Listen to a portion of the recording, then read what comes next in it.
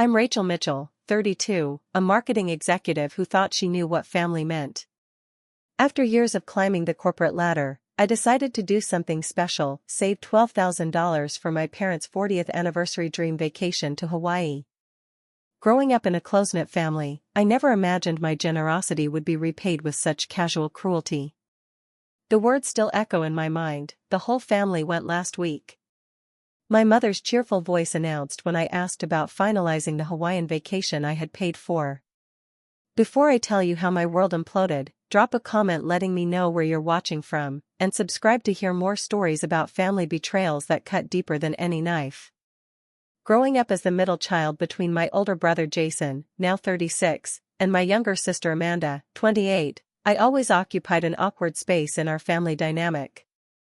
My parents, Frank and Diana Mitchell, had been married for almost 40 years. A milestone I genuinely wanted to celebrate with them despite the complicated relationships we developed over the decades. Our family appeared close-knit to outsiders, but beneath the surface, I consistently felt overlooked. While my parents never outright neglected me, their attention was typically divided between Jason's achievements and Amanda's needs. I learned early on that the middle position meant I needed to work harder to be noticed. Jason embodied the golden child stereotype perfectly. Blessed with natural charm and good looks, he could talk his way out of trouble and into opportunities without much effort. My parents beamed with pride at his athletic trophies during high school and college, even though his academic performance was mediocre at best. They funded his business ventures despite his history of abandoning projects halfway through. The pattern continued into adulthood. Jason would face financial difficulties, my parents would bail him out, and the cycle would repeat. "Jason just needs a little help finding his footing," my father would say, even after Jason's third failed startup at age 34. The excuses never ended, nor did their financial support. Amanda, as the baby of the family, enjoyed her own special status. 7 years younger than me, she grew up with more privileges than Jason and I combined. My parents relaxed their rules for her, claiming they had learned from their mistakes with us older kids. Amanda was sweet but undeniably spoiled. She dropped out of college twice to find herself, traveled through Europe on my parents' dime, and moved back home at 26 after another career change. "Amanda is just so creative," my mother would gush. "She needs time to explore her passions." Meanwhile, I became the responsible one, the reliable daughter who never caused trouble or required emergency funds. I graduated top of my class in both high school and college, secured a prestigious marketing internship that turned into a thriving career, and built financial stability through diligence rather than family support. By 32, I had risen to executive level at my firm, managed major accounts, and purchased my own condo in the city. While my siblings struggled with basic adult responsibilities, I thrived professionally. Yet somehow, my achievements always seemed muted in my parents' eyes compared to Jason's charisma or Amanda's artistic pursuits. The pattern of being taken for granted established itself early. When Jason needed bail money after a DUI in his 20s, I covered half the cost without complaint. When Amanda's car broke down, I lent her mine for 3 months while continuing my hour-long commute by public transit. When my parents' roof leaked, I contributed significantly to the repairs despite my student loan payments. These weren't isolated incidents but pieces of a larger pattern I refused to acknowledge. I kept believing that if I gave enough, achieved enough, helped enough, my parents would finally see me. Their approval became the carrot I chased through decades, even as the stick of disappointment hit repeatedly. "Rachel is so capable," my mother would tell her friends. "She always lands on her feet." What she really meant was, "Rachel doesn't need us like the others do." Despite these dynamics, I maintained close ties with my family. Sunday dinners at my parents' house remained a tradition. I called my mother several times a week, helped my father with technological challenges, and maintained cordial relationships with my siblings despite our differences. Family remained my priority, even when work demanded more of my time and energy. Perhaps I should have recognized the warning signs. Perhaps I should have noticed how they called me primarily when they needed something. Perhaps I should have acknowledged how conversations about my career successes quickly pivoted to Jason's latest venture or Amanda's new artistic medium. But families are complicated, and the patterns we establish in childhood are difficult to break, even when we intellectually recognize their toxicity. So when my parents' 40th anniversary approached, I saw an opportunity to finally do something extraordinary enough to warrant the recognition I'd been seeking for decades. I would give them the vacation of their dreams, something so generous they couldn't possibly take it for granted. Something that would finally make them proud of me. Looking back, I realize I was setting myself up for the greatest disappointment of my life. The idea for the anniversary gift came to me during a particularly grueling week at work. I had just successfully launched a major campaign for a luxury travel client, immersing myself in images of pristine beaches and exclusive resorts. As I scrolled through the photos of Hawaiian sunsets and oceanfront villas, a thought crystallized. My parents had always talked about visiting Hawaii. It's our dream destination, my mother had mentioned countless times over the years. Maybe for our retirement. Why wait for retirement? Their 40th anniversary was approaching in 8 months, the perfect occasion for such a magnificent gift. The more I considered it, the more excited I became. This wouldn't be just any vacation, this would be the grand gesture that would finally make them see me. I began researching immediately, staying late at the office to use my work resources for planning. Hawaii wasn't cheap, especially the kind of experience I wanted for them. A beachfront villa on Maui for 10 days, with excursions, fine dining, and first-class flights would cost approximately $12,000. It was a staggering amount, but not impossible if I sacrificed and planned carefully. You're doing what? My colleague Melissa asked when I shared my plans. That's incredibly generous, Rachel. They're my parents, I replied simply. They deserve something special. I immediately set up a separate savings account and calculated what I would need to set aside from each paycheck. It meant taking on additional projects at work to boost my commission, canceling my own planned vacation to Spain, and cutting back significantly on personal expenses. No more dining out, designer coffees, or new clothes. Every spare dollar went toward my parents' vacation fund. The sacrifices were substantial but felt worthwhile. I worked 60-hour weeks for months, accepting every overtime opportunity. I declined social invitations, explaining I needed to focus on work. My own health took a back seat as I pushed through exhaustion, existing on minimal sleep and maximum caffeine. The condo I'd so proudly purchased became little more than a place to shower and crash between work shifts. While amassing the funds, I simultaneously dove into planning the perfect Hawaiian experience. I spent hours comparing resorts, reading reviews, and consulting with travel agents. I wanted every detail to be perfect. I finally settled on a luxury beachfront villa on Maui's western shore, offering stunning sunset views and direct beach access. I meticulously researched activities they would enjoy: a sunset dinner cruise, a helicopter tour of the islands, snorkeling at Molokini Crater, a traditional luau, and a private guided tour of the road to Hana. I arranged for a photography session on the beach to commemorate their anniversary. I even contacted the resort to arrange special touches: champagne upon arrival, anniversary decorations, and a private dinner on the beach. The excitement of planning kept me going through the exhaustion. I imagined their faces when I presented them with this extraordinary gift, pictured them enjoying these experiences, envisioned their gratitude and pride. After years of feeling overlooked, I would finally do something so significant they couldn't possibly minimize it. About 4 months into my planning, I decided to loop my siblings into the surprise. Not to ask for financial contributions, I knew better than to expect that, but to include them in the excitement and perhaps coordinate additional personal touches. That's really generous of you, Rach, Jason said when I called him. Mom and Dad will love it. Yeah, totally awesome, Amanda agreed during our lunch meeting. So thoughtful. Neither offered to contribute financially, which didn't surprise me. What did surprise me was their lukewarm enthusiasm.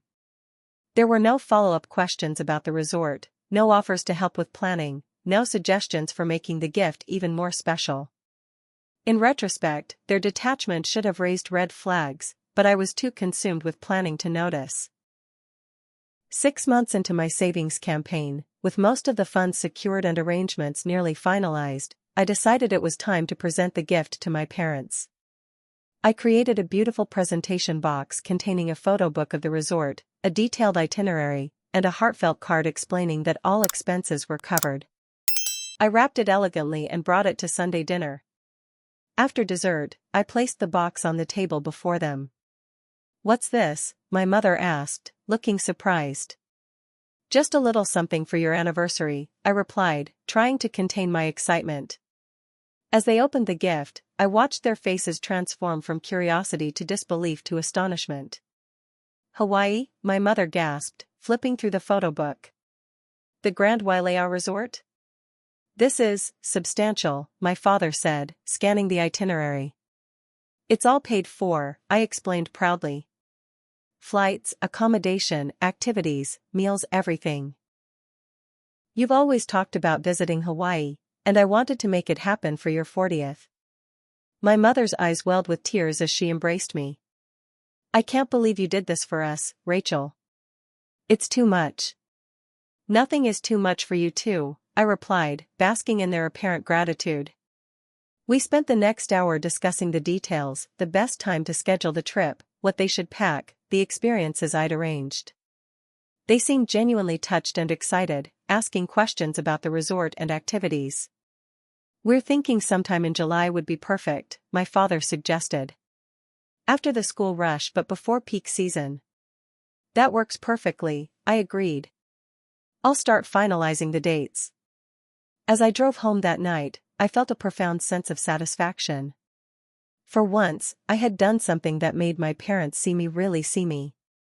The months of sacrifice suddenly seemed like a small price to pay for that recognition. If only I had known what was coming, I might have saved myself the heartache. The weeks following my gift presentation brought subtle but noticeable changes in my family's behavior. Initially, I attributed these shifts to innocent causes, refusing to acknowledge the warning signs flashing before me. The first change came in our communication patterns. My parents, usually quick to answer my calls, became mysteriously difficult to reach. Conversations that previously lasted 30 minutes dwindled to hurried 5-minute exchanges. "Can I call you back, honey? We're just heading out," became my mother's standard greeting. When I tried discussing vacation details, they would vaguely reference being still figuring things out or needing to check their calendar. Each attempt to nail down specific dates met with new excuses. "July might not work after all," my father mentioned 3 weeks after our initial discussion. "Your mother's garden club has events planned." "What about early August?" I suggested. "We'll need to see. Let's talk about it later." My siblings exhibited similar evasiveness. Jason stopped answering texts about the trip altogether. Amanda responded with single-word replies or vague emojis. When I managed to corner her during a quick coffee meetup, she seemed uncomfortable discussing Hawaii. "I'm sure whatever date they pick will be fine," she said, quickly changing the subject. Meanwhile, my work demands intensified. The success of my recent campaign led to increased responsibilities and a potential promotion. While professionally rewarding, the timing couldn't have been worse. 80-hour weeks became my new normal as I balanced existing client loads with new projects. The exhaustion began taking its toll. I missed 2 consecutive Sunday family dinners due to work deadlines, breaking our long-standing tradition. When I called to apologize, my mother's response struck me as odd. "Don't worry about it, Rachel. We understand you're busy. Family will always be here." Her words seemed supportive, but her tone carried a strange note, almost like relief. At the time, I dismissed it as my imagination. During a rare visit to my parents' home in early June, I noticed a Hawaiian travel brochure on their coffee table, one I hadn't provided. When I picked it up, my mother quickly explained that a friend had given it to them after hearing about your wonderful gift. Later that same visit, I overheard a fragment of my father's phone conversation before he noticed me approaching. "Yes, we're all set for the 20th through 30th. Rachel doesn't, he stopped abruptly when I entered the room, quickly ending the call. Work stuff, he explained with an unconvincing smile. That evening, my mother casually mentioned they were thinking about moving the trip to late June instead of July. Late June? I questioned, mentally reviewing my calendar. That's only 3 weeks away. I thought we agreed on July? Nothing's decided yet, she backpedaled. Just considering options. A rational person might have confronted these inconsistencies head-on, demanded explanations for the strange behavior. But I wasn't thinking rationally. The combination of extreme work stress, emotional investment in the vacation, and lifelong patterns of overlooking family dynamics left me vulnerable to self-deception. Instead of confronting the situation, I threw myself even deeper into work.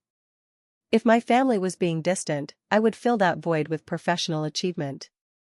I took on additional projects, extended my already lengthy workdays, and pushed my body and mind to their limits.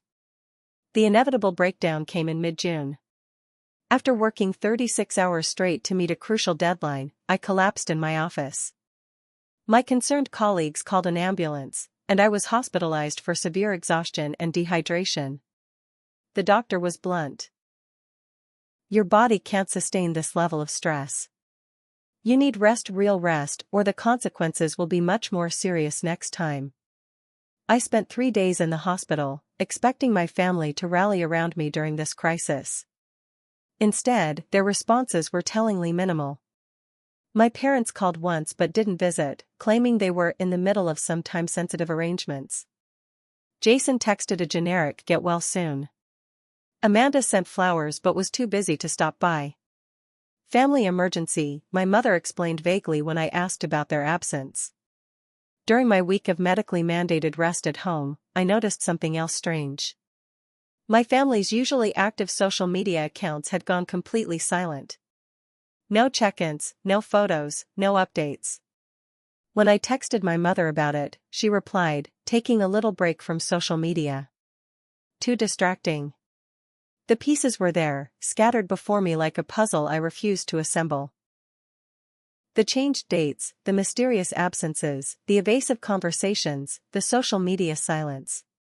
Deep down, I suspect I knew what was happening but couldn't bear to acknowledge it. Instead, I focused on recovery, telling myself that once I was back on my feet, I would finalize the vacation details and clear up any misunderstandings. Everything would make sense then.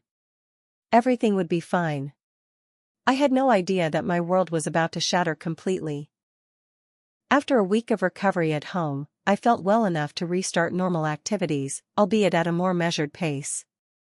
The doctor's warning had finally penetrated my workaholic mindset, forcing me to acknowledge my physical limitations. I arranged to work remotely for another week before returning to the office, which gave me an unexpected opportunity to tie up loose ends with my parents' vacation plans. The Hawaiian trip had been pushed to the back burner during my health crisis, but with renewed energy, I was eager to finalize the arrangements. My parents hadn't mentioned the vacation during my recovery, which I attributed to their concern about adding stress during my healing process. On a sunny Tuesday morning, feeling considerably better, I decided to surprise my parents with an in-person visit. The vacation was supposedly still weeks away, and I wanted to present them with the finalized itinerary and travel documents. I picked up fresh pastries from their favorite bakery and drove the 30 minutes to their suburban home, anticipating a pleasant morning of vacation planning. When I pulled into their driveway, something felt immediately wrong. The house had a deserted appearance, newspapers piled on the porch, unmowed lawn, and drawn blinds. Their cars were missing from the garage. Confused, I rang the doorbell anyway, thinking perhaps one of them might be home.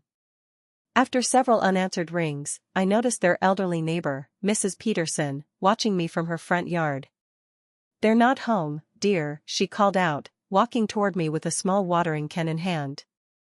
"Won't be back until next week." "Next week?" I repeated, puzzled. "Where did they go?" Mrs. Peterson looked equally confused. "On that big Hawaii trip, of course. The whole family left last Thursday. Your father asked me to collect their mail." She tilted her head curiously. Didn't you know? I thought you might be there too. The world seemed to tilt beneath my feet. The whole family? I managed to ask, my voice barely audible. Oh yes, your brother and sister too. And their partners, I believe. Your father mentioned it was for their anniversary. Sounded wonderful. I mumbled something about a miscommunication and a last-minute work emergency preventing me from joining them. Mrs. Peterson nodded sympathetically and returned to her gardening, leaving me standing alone in my parents' driveway, pastry box clutched in my trembling hands. Somehow I made it back to my car before the shock fully hit me. My mind raced through possibilities. There must be a mistake, a misunderstanding. Perhaps Mrs. Peterson was confused. Maybe they had won another trip, a coincidence. With shaking fingers, I called my mother's cell phone. It went straight to voicemail. My father's phone did the same. I tried Jason, then Amanda, all voicemail. The identical unavailability couldn't be coincidental. Desperate for confirmation or denial, I scrolled through my recent text messages with my mother. Nothing indicated they were planning to leave, but I noticed she had stopped mentioning the vacation entirely over the past few weeks.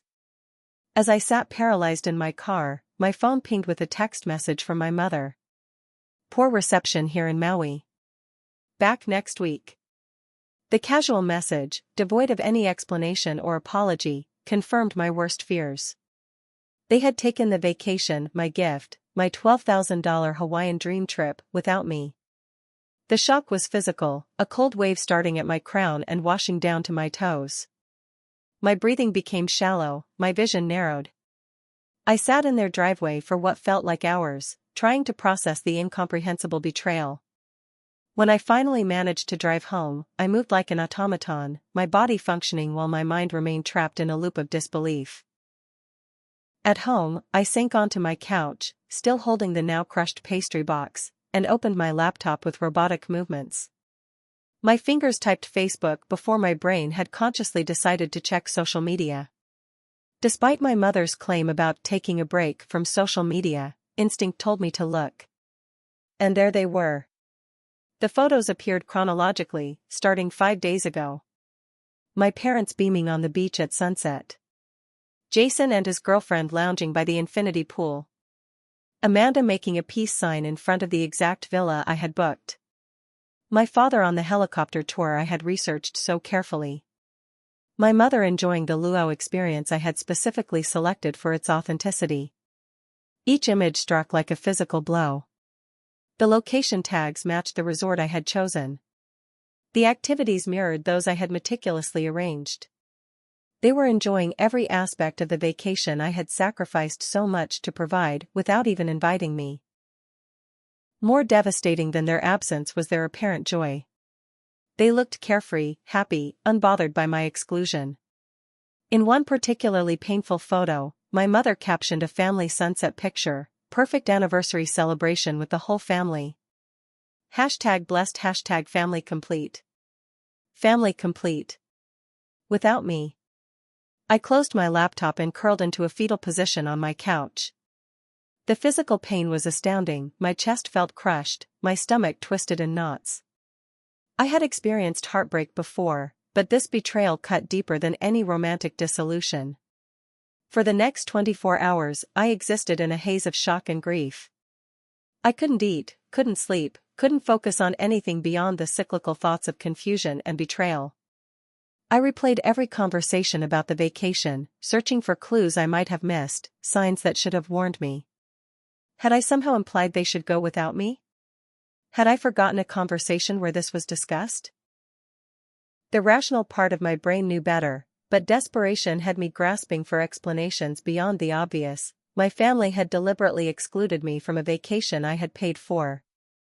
By the second day, shock gave way to anger, a hot, unfamiliar rage that burned through my customary self-control. I drafted and deleted countless confrontational texts. I considered booking a flight to Hawaii to confront them at the resort. I contemplated calling the credit card company to report fraud. But underneath the anger lay a deeper, more painful emotion, worthlessness. If my own family could discard me so easily, what did that say about my value? If the people who were supposed to love me unconditionally could betray me so completely, who could I trust?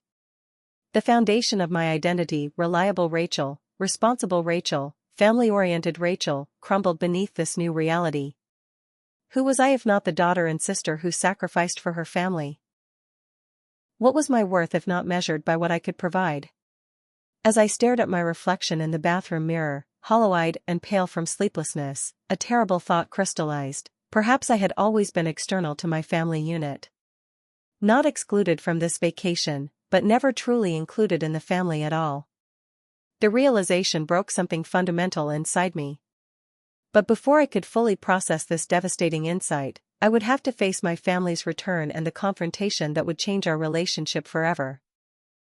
My parents returned from Hawaii on a Thursday, 1 week and 2 days after their departure. I knew this because I had been compulsively checking their social media accounts, torturing myself with their vacation photos while simultaneously searching for any acknowledgement of my absence. There was none. For 2 days after their return, I avoided all contact. Their texts and calls went unanswered as I struggled to decide how to handle the situation.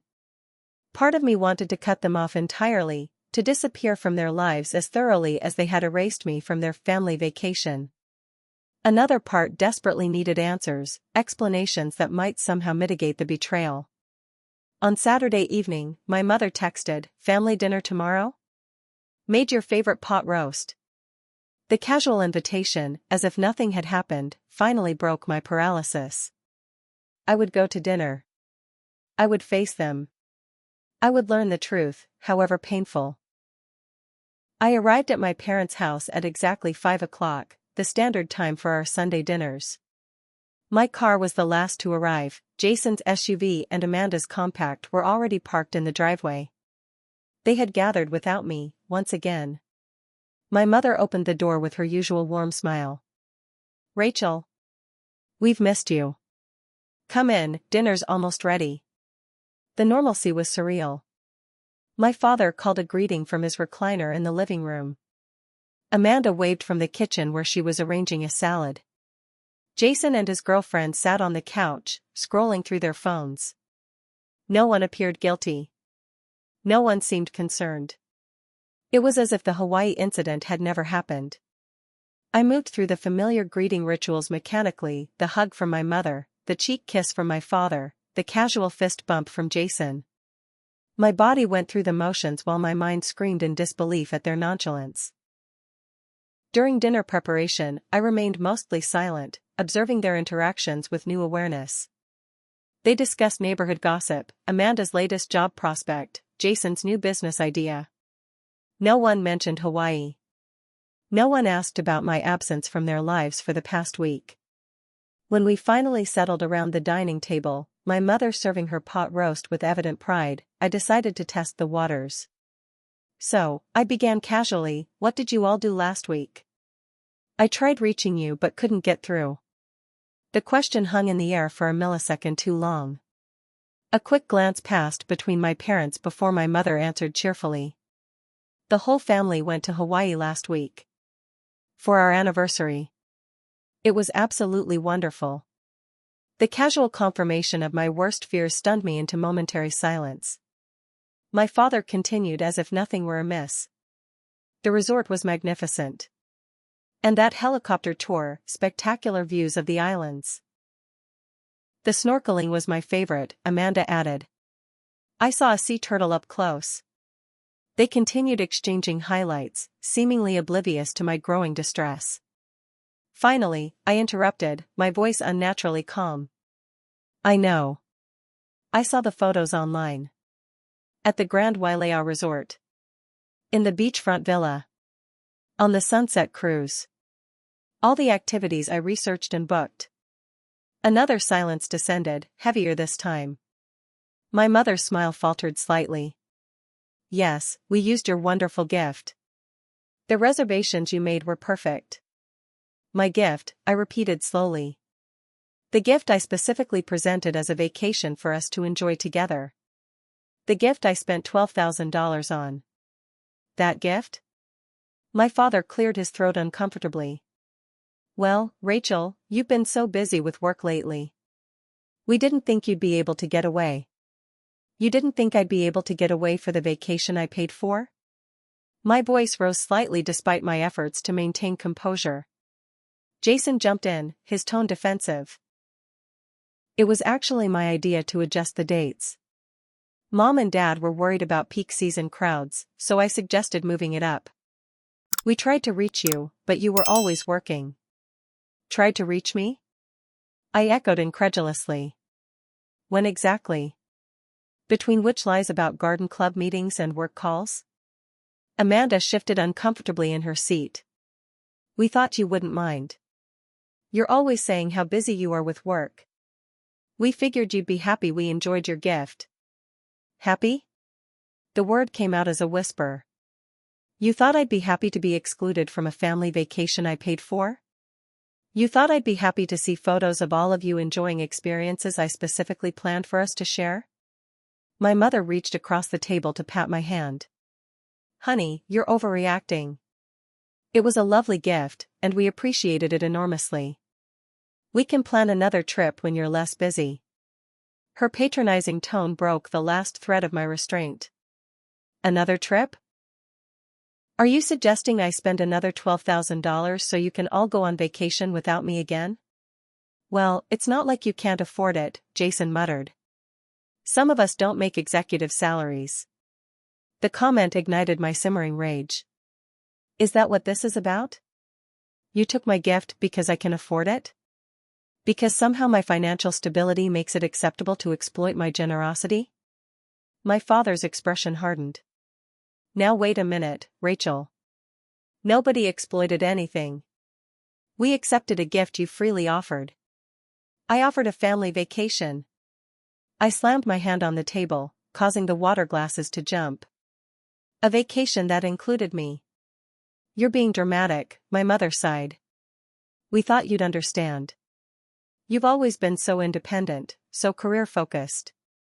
We didn't think you'd mind if we enjoyed your gift while you attended to your important work. Her words revealed a painful truth I had long suspected but never confirmed.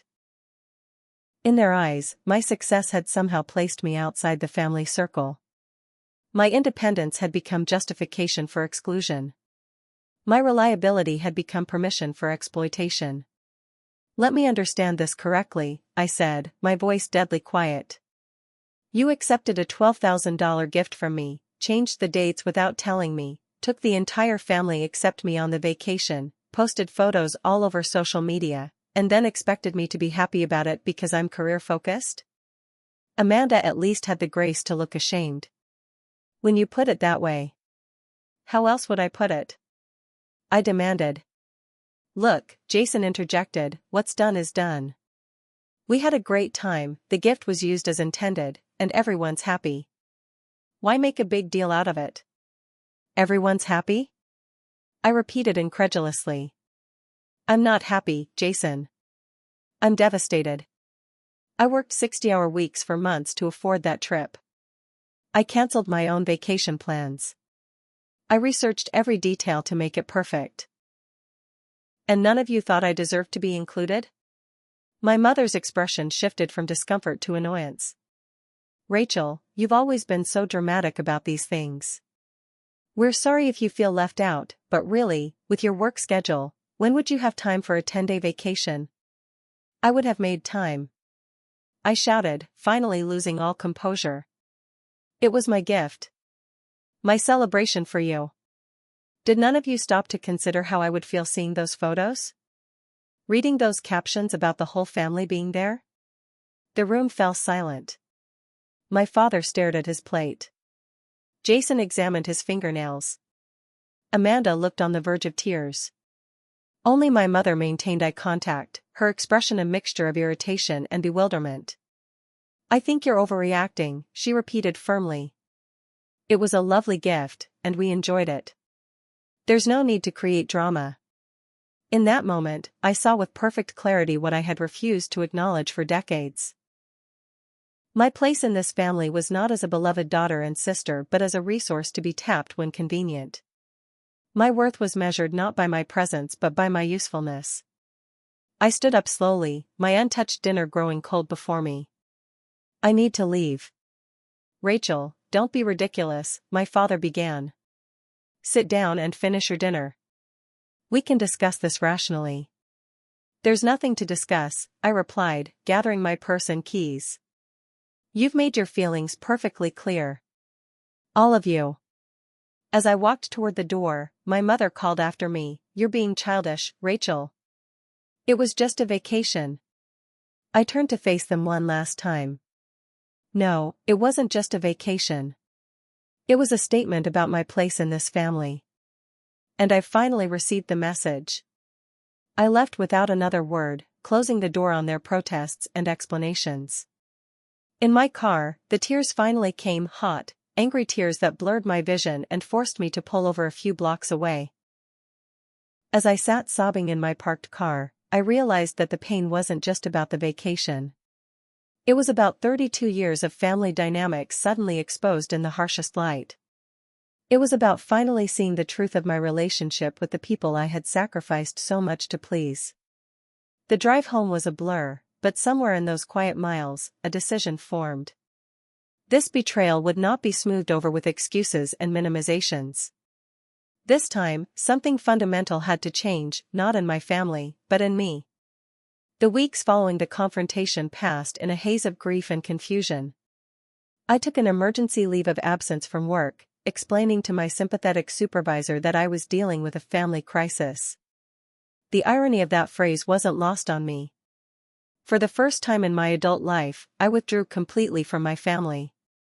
I blocked their numbers on my phone, muted them on social media, and set up email filters to direct their messages to a folder I couldn't see. The sudden severing of these lifelong connections left a void that echoed through my days and nights. Without work to distract me and family to orbit around, I found myself adrift.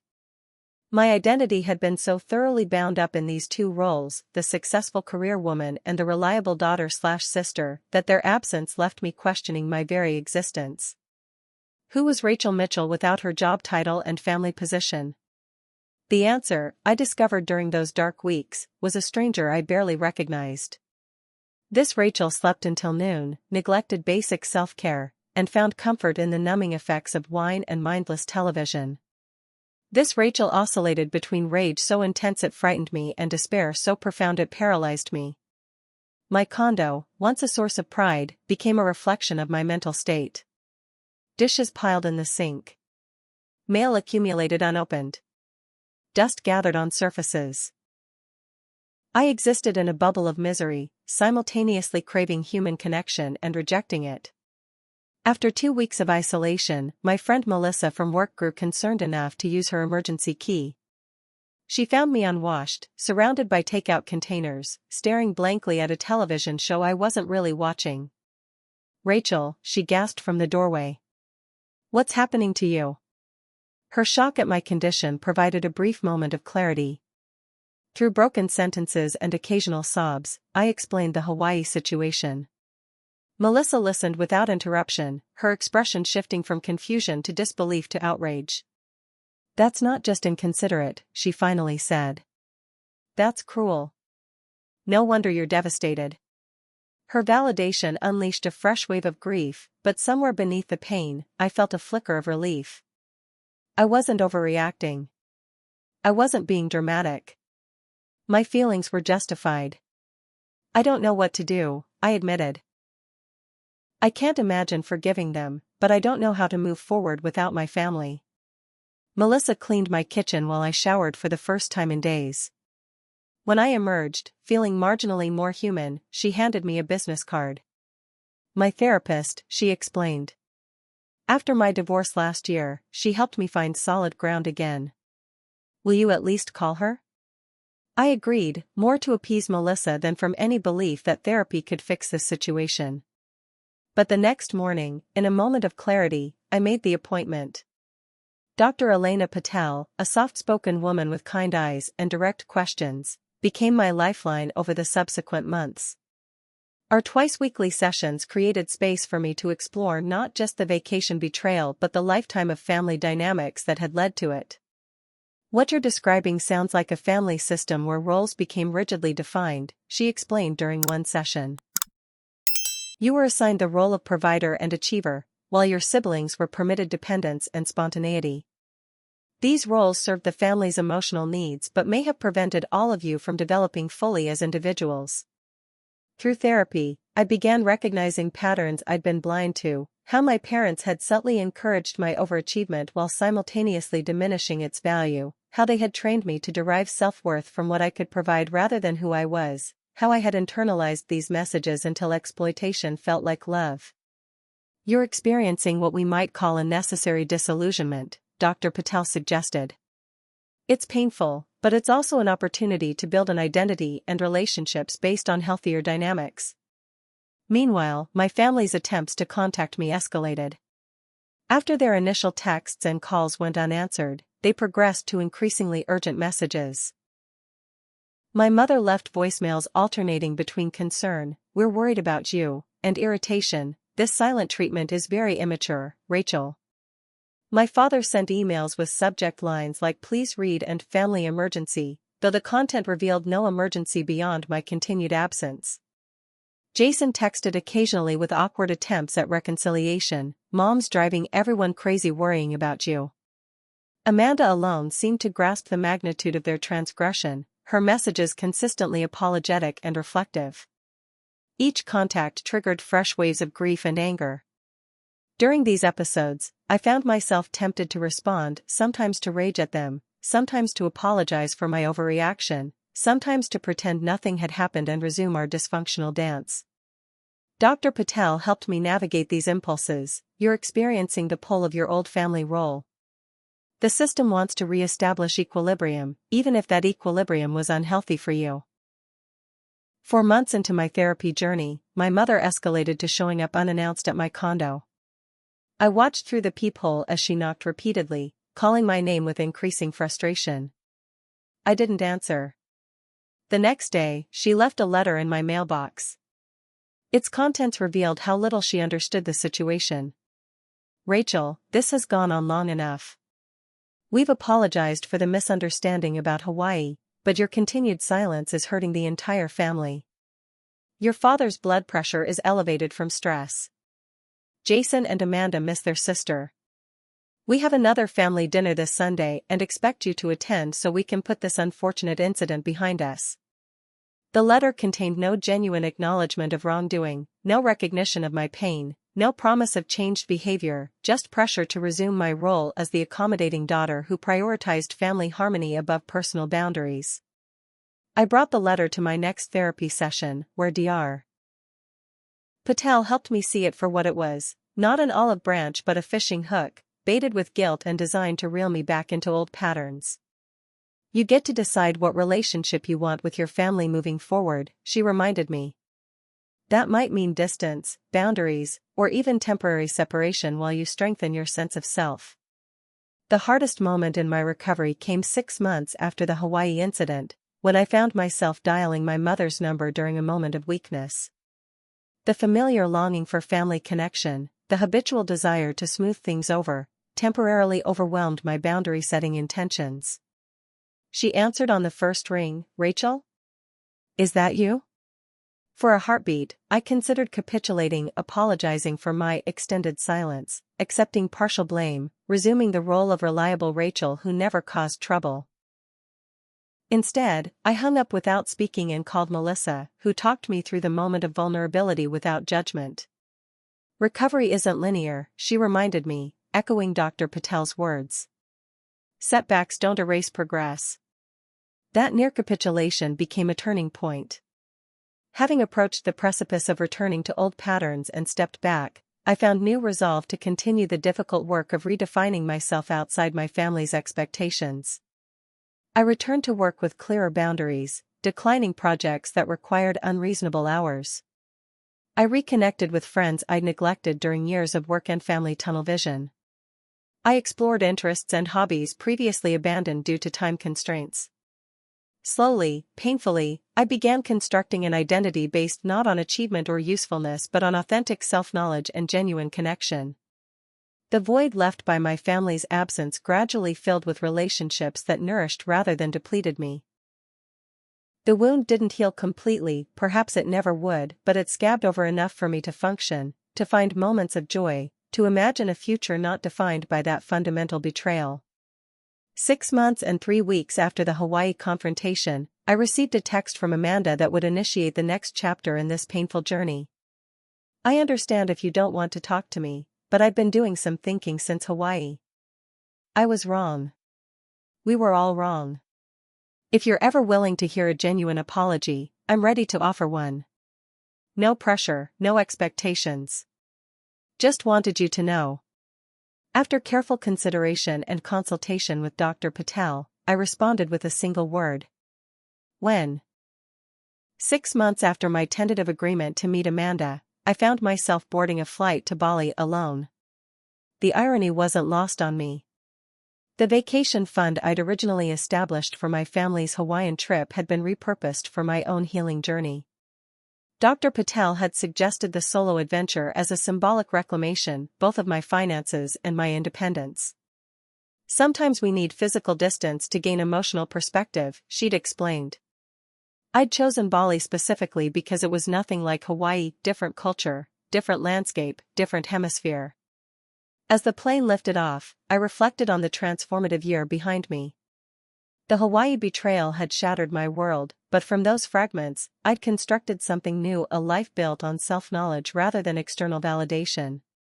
The meeting with Amanda had marked the beginning of this reconstruction. We'd met at a neutral coffee shop, both nervous and hesitant. Her apology had surprised me with its insight. "I'd been thinking about patterns," she'd begun. "About how we all fell into roles that none of us questioned. You were always the responsible one, the achiever, the provider. And somehow that became permission for the rest of us to take from you without giving back."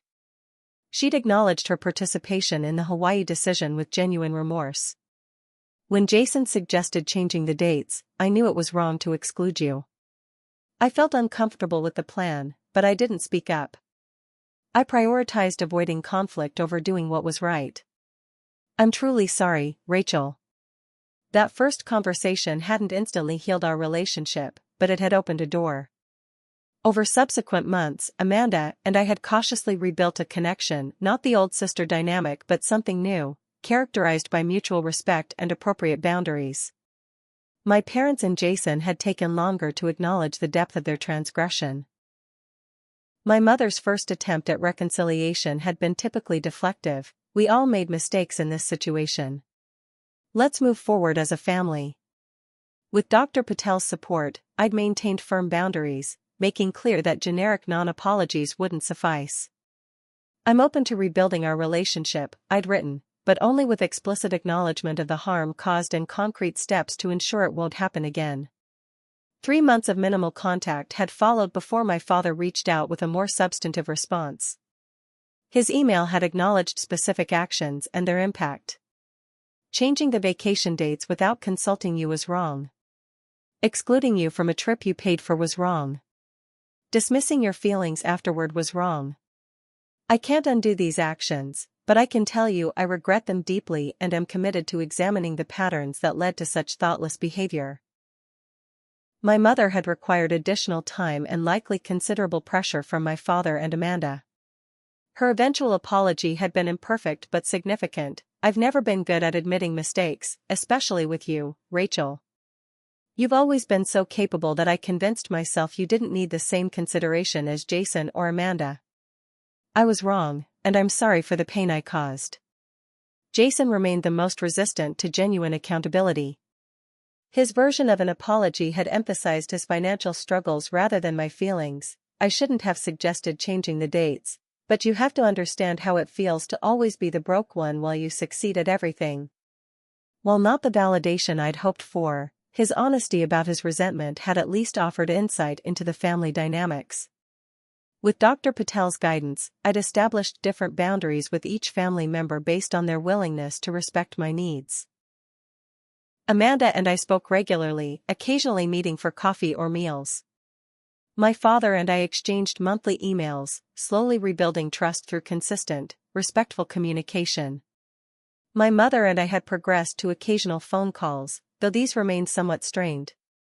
Jason and I maintained minimal contact, limited to group settings during the rare family gatherings I attended. My first post-Hawaii family dinner had been awkward but important, a carefully negotiated event with clear parameters established beforehand. We'd avoided discussing Hawaii directly, focusing instead on establishing new patterns of interaction. I'd left early, both exhausted and proud of maintaining my boundaries. The work environment had transformed as dramatically as my family relationships. After returning from emergency leave, I'd requested a meeting with my supervisor to discuss workload expectations. "I've realized I've been defining my worth by my productivity," I'd explained. "I'd like to explore a more sustainable balance." To my surprise, the conversation had led to a lateral move within the company, a position with more creative input and fewer demanding clients. The role came with slightly reduced compensation but vastly improved quality of life. For the first time in my career, I consistently left the office by 6 and protected my weekends from work intrusions. The financial adjustment had initially triggered anxiety, the old belief that my value correlated with my income died hard. But as months passed, I discovered that financial success and personal fulfillment weren't mutually exclusive. I might never again be the top earner in my department, but my marketing insights remained valuable, and my creative contributions flourished in the healthier environment. My social circle had expanded beyond work colleagues to include members of a hiking group, fellow attendees from a creative writing workshop, and new neighbors in my building. These relationships developed naturally, without the performance anxiety that had characterized my previous social interactions. I no longer felt compelled to be the most helpful, the most reliable, the most accommodating person in every scenario. Which brought me back to the present moment, 30,000 feet above the Pacific, en route to a solo adventure I would never have contemplated a year earlier. The Rachel who had planned the Hawaii trip would have considered a vacation without family or colleagues unthinkably selfish. The Rachel flying to Bali recognized it as necessary self-care. My 2 weeks in Bali became a physical manifestation of my psychological journey. I moved at my own pace, following curiosity rather than itineraries. I connected with fellow travelers without feeling responsible for their experiences. I said yes to adventures that called to me and no to those that didn't, without guilt or justification. On my final evening in Bali, watching the sunset from a beach in Seminyak, I composed mental letters to my family members, not to send but to articulate my evolved understanding of our dynamics. To my father, "I understand now that your protection of Mom and enabling of Jason came from love, however misguided. Your willingness to examine these patterns gives me hope for our future relationship. To my mother, your difficulty accepting my success reveals more about your insecurities than my worth. I hope someday you'll see that my achievements don't diminish you or anyone else in the family. To Jason, your resentment of my financial stability masked deeper feelings of inadequacy. I hope you find your own path to success without needing to diminish mine. To Amanda, your courage in breaking family patterns gives me hope that genuine connection is possible, even after profound betrayal. And finally, to myself, your worth was never contingent on what you could provide or achieve. You deserve relationships based on mutual respect rather than exploitation. You are enough, exactly as you are." The Hawaii betrayal had shattered my world, but in that destruction lay the seeds of liberation. By breaking the patterns of a lifetime, my family had inadvertently forced me to recognize and address dysfunctional dynamics I might otherwise have accommodated indefinitely. The journey wasn't complete. Family healing rarely follows a neat narrative arc. There would be future conflicts, boundary tests, moments of regression. Some relationships might eventually return to something resembling closeness, others might remain permanently distanced. The outcome mattered less than the process. I was no longer defining myself by others' expectations or measuring my worth by others' approval. As I watched the Balinese sun sink into the horizon, I felt a sense of peace that had eluded me for much of my life. The betrayal hadn't broken me. It had broken open possibilities I couldn't previously imagine. The pain hadn't destroyed me, it had destroyed limitations I'd accepted as immutable. I returned home with a clarity that informed every aspect of my life moving forward. When my mother hinted at another family vacation, I established clear expectations about planning and inclusion. When Jason asked for a loan for his newest business venture, I declined without guilt or apology. When my father expressed pride in my bouncing back from the Hawaii incident, I gently corrected him. I didn't bounce back, I moved forward. The most profound change wasn't in how I interacted with my family but in how I valued myself. The old Rachel had needed external validation to feel worthy. The new Rachel recognized her inherent value, independent of achievement or usefulness to others. If you're watching this and recognizing similar patterns in your own family dynamics, remember that establishing boundaries isn't selfish. It's necessary for authentic connection. Have you ever had to create boundaries with family members who took you for granted? Share your experience in the comments below. And if this story resonated with you, please like, subscribe, and share it with someone who might need to hear that their worth isn't determined by what they provide to others. Thank you for witnessing my journey from betrayal to self-discovery. May you find the courage to honor your own worth, even when, especially when, those closest to you fail to do so.